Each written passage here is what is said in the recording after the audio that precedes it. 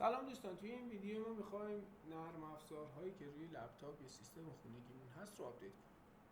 تفاوتش با روش دیگه اینه که ما توی این روش نیازی نیست بریم چک کنیم ببینیم کدوم نرم افزارمون قدیمی شده، آپدیت جدیدش اومده یا نه، یا حتی نیاز نیست وارد سایت‌های مختلف بشیم، فایل اکسل دانلود کنیم و حالا بیایم شروع کنیم نصب کردن و نکست زدن و خودمون رو بندازیم توی دردسر.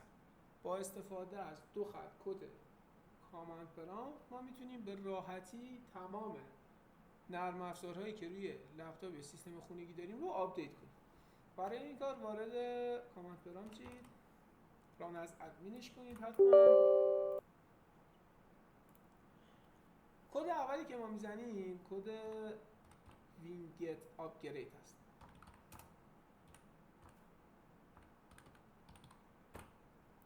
این کد چیکار میکنه؟ این کد میاد میره چک میکنه شناسه های نرم افزارهایی که داریم رو با شناسه های نرم افزاری که روی سایت موجود هست رو چک میکنه. اگر شناسه تغییر کنه توی لیست آپگرید قرار میده.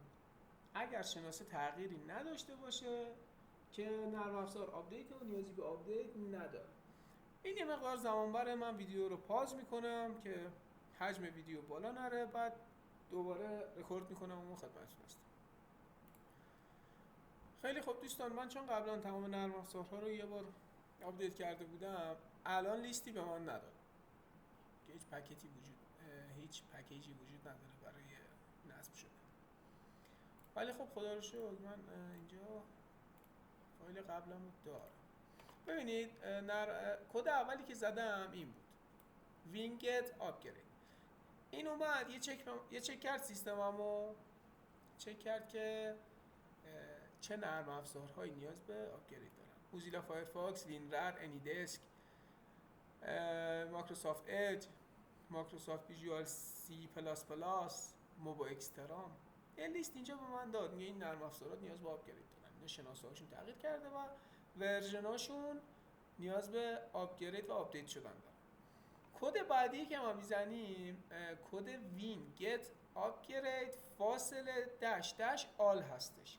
با استفاده از این ما میایم بهش میگیم تمام نرم افزارهایی که نیاز به آپدیت دارن رو برای من دونه دونه برو از سایت بگیر، دانلودشون کن، بیا نصبشون کن روی سیستم دیگه. ببینید این خودش مثلا رفته از این سایت دانلودش کرده، اومده نصبش کرده و کاملا اوکی هم هست، هیچ مشکلی هم نداره. موزیلا فایرفاکس هم نصب کرده، وینرر هم نصب کرده، انیدسک هم آپدیت کرده و نصب کرده، مایکروسافت اج هم آپدیت کرده و نصب کرده. به همین راحتی تمام نرم افزارهایی که روی لپتاپ یا سیستم شخصی من هست رو برام آپدیت کرده، کاملا بی درد سر، بدون اینکه نیاز باشه فایل اگزه دانلود کنم نصبش کنم، یا بعضی از حالا نرم افزارها که میگن فایل قبلی رو حذف کن بعد اینو نصب کن. دیگه اینطور چیزا رو ندارید، خیلی راحت میتونید سیستم خونگیتون رو همیشه آپدیت نگه دارید.